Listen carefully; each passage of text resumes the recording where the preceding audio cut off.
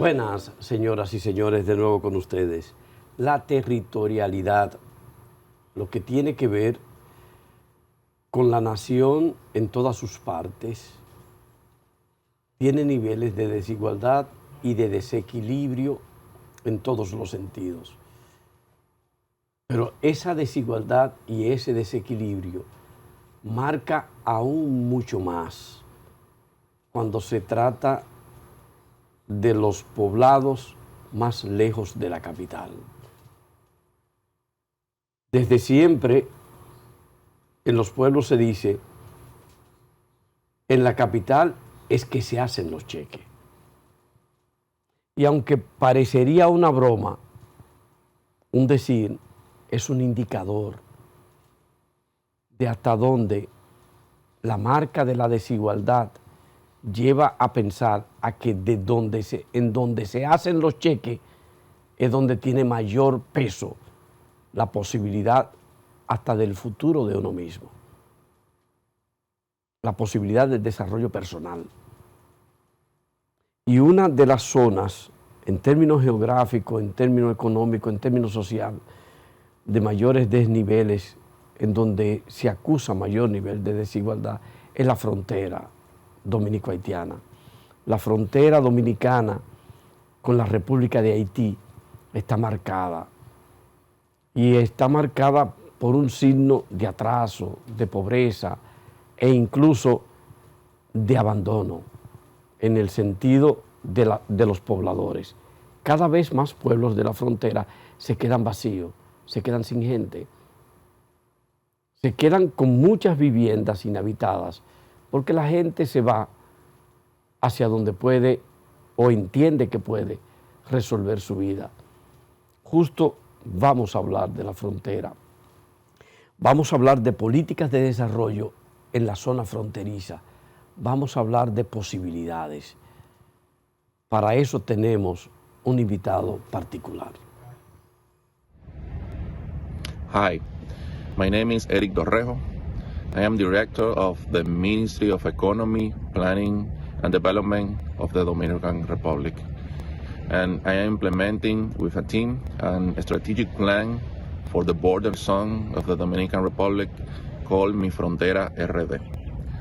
As part of this plan, we made a great alliance Eric Dorrejo, viceministro de Economía, Planificación y Desarrollo, y dentro de esas funciones le ha correspondido dirigir las políticas de desarrollo de la zona fronteriza. Bienvenido, Eric. Bueno, gracias Salvador. Y qué mejor introducción que la que has hecho para destacar una zona que históricamente ha sido rezagada y la cual ha generado un impacto negativo, no solo para los que residen ahí, sino para todo el país. Y qué bueno que podamos conversar sobre esta zona y los avances que se han implementado en estos últimos 2 años. Mucho se dice y se habla del tema y del problema de la frontera. Existe mucha preocupación por la cuestión haitiana, es decir, por lo que sucede en la nación de al lado. Y sin embargo, la preocupación que se tiene por la crisis de Haití, por la cuestión haitiana, muchas veces hace que uno no repare en este lado de la frontera, en el lado nuestro, en el sentido también de preocupación. ¿Y cuál ha sido la motivación de ustedes para poder orientar la visión, los ojos, hacia la frontera? Mira, hay 5 elementos fundamentales que han motivado a realizar especiales trabajos y dedicarle especial atención a la zona fronteriza. En primer lugar, es un mandato constitucional. La Constitución nos llama a que debe haber una estrategia en diversos sectores para impulsar el desarrollo sostenible de la zona fronteriza. En segundo lugar, porque se genera un impacto directo en esa zona y un impacto desde la República de Haití hacia la República Dominicana, y es un impacto positivo y negativo. El impacto negativo lo podemos ver en esa demanda de servicios tanto de salud como educacionales que se generan desde el lado haitiano hacia la República Dominicana, pero al mismo tiempo, desde el punto de vista positivo, el impacto que generan los mercados fronterizos a lo largo de toda la economía. Un sistema de 14 mercados fronterizos, que según datos 14 mercados fronterizos, es decir, que generan, según datos del Banco Central, una economía de 429 millones de dólares al año. Que si traducimos eso a pesos, alrededor de unos 20 mil millones de pesos, eso es aproximadamente, números más, números menos, es la transferencia que realiza el Estado hacia el 100% de los gobiernos locales de nuestro país. Y eso se maneja en un comercio informal. Por lo tanto, se necesita una especial atención porque este movimiento económico es preciso ordenarlo, organizarlo, fortalecerlo, mejorarlo. Bueno, en tercer lugar, un elemento importantísimo ha sido la debilidad histórica que ya has mencionado, encontrándose ahí la provincia más pobre del país, Elías Piña, y 5 de los 7 municipios más pobres del país, situados en ese contexto, lo cual genera la desigualdad y lo que apunta a que desde el Estado se genere una política pública de cohesión social y territorial, es decir, equilibrar de que no importa donde usted resida, usted puede tener calidad de vida y usted puede quedarse ahí. Pero el otro elemento sumamente importante ha sido que trabajar en la zona fronteriza es garantía de éxito para proyectos estratégicos de la presente administración que han iniciado desde el 2020 y que obligatoriamente requieren de una visión planificada y articulada. Ejemplo, Cabo Rojo en Pedernales, que es un proyecto de una voluntad férrea política importante, pero lo propio de Manzanillo, lo que se genera alrededor del puerto de Manzanillo. Estos proyectos que fueron el buque insignia, el inicio de lo que hoy podemos presentar, nos ha permitido entonces no solo trabajar el proyecto en sí, sino articular este proyecto con lo que sucede en toda la provincia y en toda la región, lo cual será entonces garantía de éxito para la implementación de estos programas. De manera que esos 5 elementos son básicos del por qué hemos decidido que es momento ya de generar una nueva era para la zona fronteriza. Estamos hablando de Pedernales, pero estamos hablando también de Barahona, estamos hablando de Dajabón, estamos hablando de Elías Piña, de Montecristi. En el norte se completa con Dajabón y Santiago Rodríguez, y en el sur Bauruco es importante en este sistema. En realidad son 7 provincias que agrupan 10.800 kilómetros cuadrados del territorio nacional. 10.800 kilómetros. Viene siendo la cuarta parte. Una cuarta parte. Pero una cuarta parte donde reside, según datos de proyección de la Oficina Nacional de Estadística, solamente 500.000 personas, 500.000 habitantes. Sí. Es decir, de los 11 millones de habitantes, casi 12, solo 500.000 habitan esas 7 provincias que representan más o menos el 10%, el 9%. El 25% del territorio. ¿Y por qué? Es una razón básica, es que no ha habido las condiciones para sentarse ahí. Si usted quiere tener un trabajo, tiene que salir. Si usted quiere tener oportunidades, tiene que salir. Si usted tiene que estudiar, tiene que salir. Si usted quiere mejorar las condiciones de salud ante un imprevisto, tiene que salir. Si usted quiere una mayor educación para sus hijos, tiene que salir. Ese ha sido el discurso histórico. Es que la zona fronteriza no ha sido considerada históricamente como parte de las políticas públicas. Es una zona residual. Es una zona donde nadie le había puesto la atención. El 25% del territorio nacional es una zona abandonada. Abandonada completamente. Y es importante, y qué bueno, Salvador, que tú recalcas el dato, porque a principios de la administración se levantaron datos de Enogar, donde señalaban que a diferencia de a nivel nacional, que los hogares, los grupos socioeconómicos bajos y muy bajos corresponden al 36%, en la zona fronteriza ese porcentaje se eleva a un 65%. Pero lo crítico de esto es que hay provincias que el dato va a un 79%, es decir, que 8 de cada 10 personas están en el grupo socioeconómico bajo y muy bajo. Es decir, son personas que están pasando calamidades y precariedades. Entonces, el trabajar en la zona fronteriza nos ha permitido ver cómo estos datos que fueron levantados al inicio de la presente administración, cómo ante la implementación de una política pública focalizada, podemos en un horizonte de manera casi inmediata, de 1 o 2 años, ver cómo eso ha impactado en la calidad de vida de la población. Estremece el dato, las estadísticas, porque cuando uno piensa que en una zona tan vasta en términos geográficos del territorio nacional apenas estamos hablando de 500.000 personas que la habitan y en condiciones de pobreza enorme, refleja mucho de lo que ha sido el desigual desarrollo de las políticas públicas y del propio país. Y eso entonces lo que genera es un impacto directo para las grandes metrópolis. ¿Por qué? Porque quien sale de una provincia de la zona fronteriza y se dirige a Santiago o a San Cristóbal o al Gran Santo Domingo, lo que va no es con una maleta de inversiones, lo que va es con una funda llena de precariedades. ¿Y para qué? Para replicar la pobreza, para generar hacinamiento, para en principio tratar de salir de esa precariedad que le agobiaba.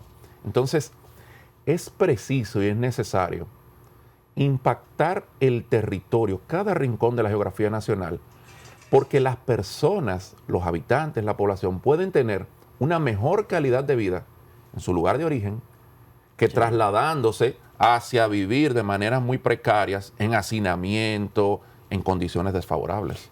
Esa mejoría, esa perspectiva que ustedes entienden que debe tener la zona fronteriza, ¿con cuáles proyectos se tiene planteado?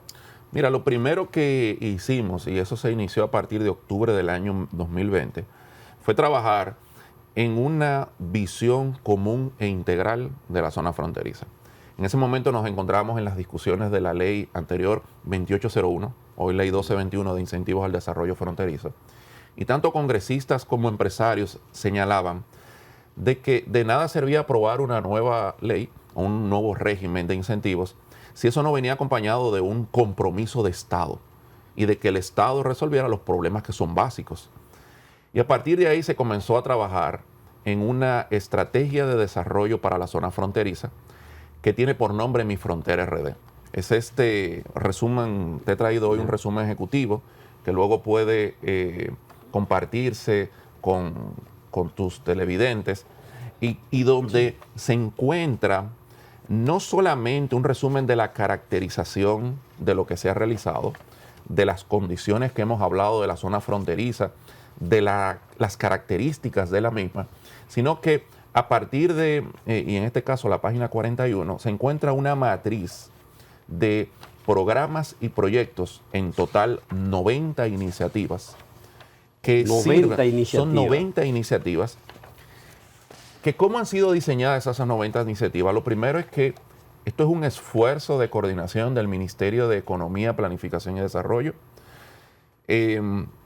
sustentada en un compromiso de Estado de que hay que trabajar en esta zona del país. Por eso incluso se creó a partir del 2020 esta dirección de donde se coordinan los trabajos. Y es lo que ha permitido entonces convocar a todo el gobierno y junto con el gobierno, número uno, establecer cuáles son los problemas, esos problemas llevarlos al territorio, en el territorio que puedan ser priorizados, y una vez priorizados entre la población, sector empresarial, organismos de cooperación internacional, gobierno nacional, definir entonces esos proyectos. De 51 problemas priorizados que fueron identificados y que muy bien la estrategia lo señala, salieron estos proyectos en 5 áreas específicas. Los temas institucionales, que abordan todo el régimen de la gobernanza de la zona fronteriza. Los temas sociales, que abordan los temas de pobreza, mejoramiento de servicios públicos básicos. Los temas de productividad, que es mejorar no solamente el acceso al financiamiento, sino el capital humano de la zona y cómo podemos hacer más atractiva esa zona para que nuevos capitales se asienten ahí.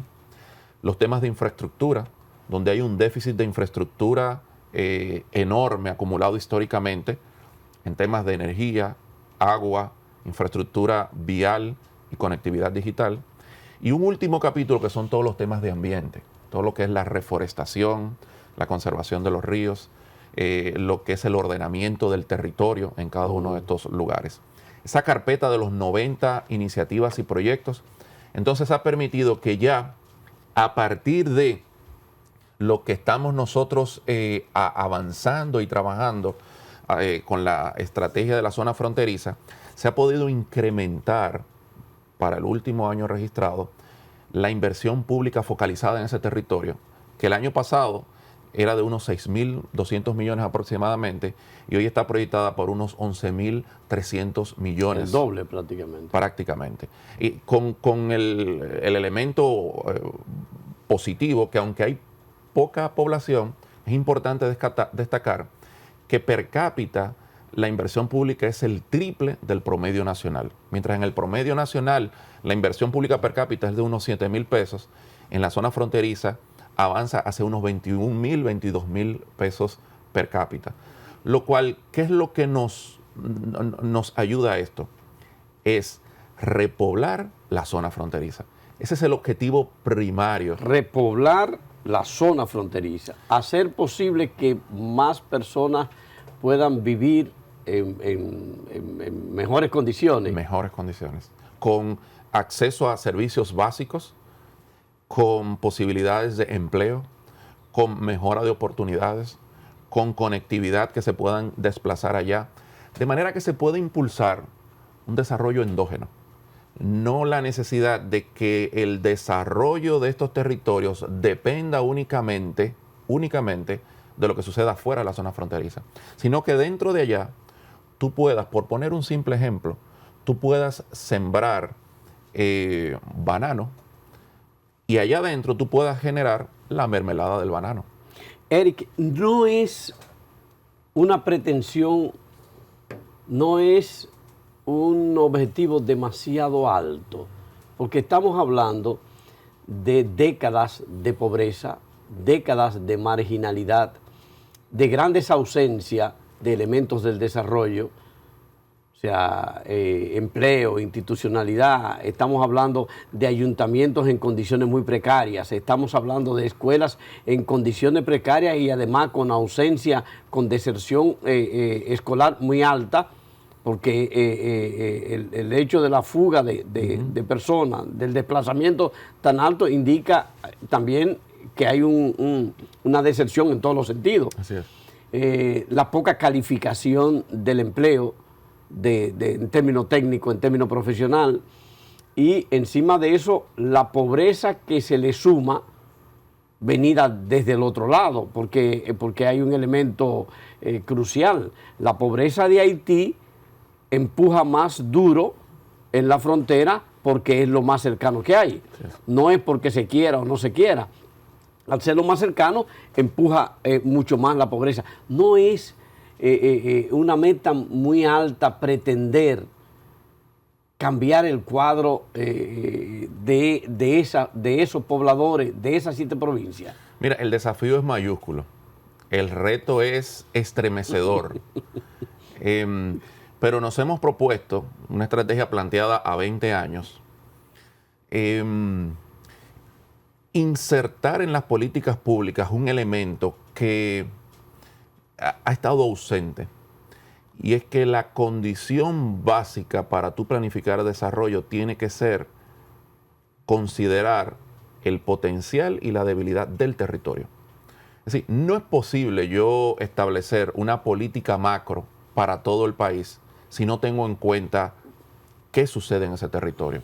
Y aquí se han diseñado históricamente diversas políticas, pero políticas que apuntan simplemente a una meta que evidentemente si no lo hacemos de esta manera no se va a poder alcanzar. Ahora bien, el reto es mayúsculo porque es que aquí nosotros venimos de negativo. En lugar de partir del punto cero, las condiciones de quienes residen acá están críticas. Y te pongo un ejemplo. Hay un programa de las 90 iniciativas, que es el programa CAT, que se llama Conectar Asentamientos Humanos al Desarrollo.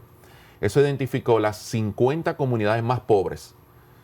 ¿Pero qué son 50 comunidades más pobres? A diferencia de lo que tenemos aquí en la capital, que quizás puede ser que viven en hacinamiento y que quizás puede ser que tienen ingresos muy bajos. No, allá esas comunidades pobres no tienen energía, no tienen agua, no tienen conectividad, no tienen ni siquiera la posibilidad de que sus niños o estudien o tengan acceso a la salud.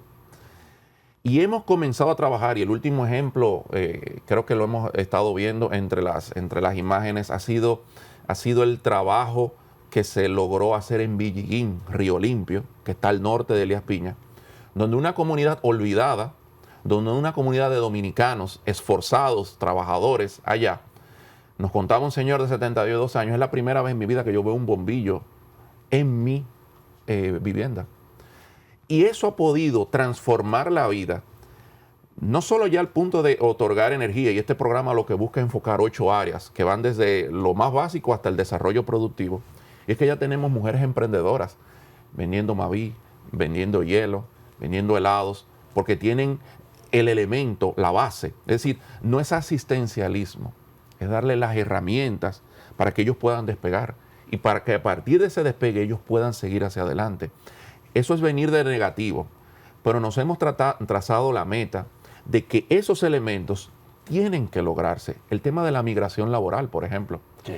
La migración laboral es un problema a nivel nacional. Ahora bien, tenemos aquí proyectos importantes que van a demandar una mano de obra sustancial en la zona fronteriza, y hay toda una estrategia diseñada, programada, para generar lo que es un programa de migración laboral donde a través de una bolsa de empleo aquellos promotores y empleadores coloquen los puestos necesarios que no fueron suplidos por los nacionales dominicanos, y que aquellos que entonces necesiten acceder a ello, que no son nacionales dominicanos, entonces tengan la oportunidad de acceder al trabajo, pero al mismo tiempo ser regulados a través de visas de trabajadores temporeros, con una conexión estricta con lo que son los empleadores. De manera que el reto es desafiante, pero al mismo tiempo es necesario producir, como decías en tu introducción magistral, producir cohesión social en nuestro país. Porque no solamente estamos beneficiando a quienes residen allá, sino que estamos beneficiando a quienes no residen allá, que ahora están cargando con las precariedades de la zona fronteriza.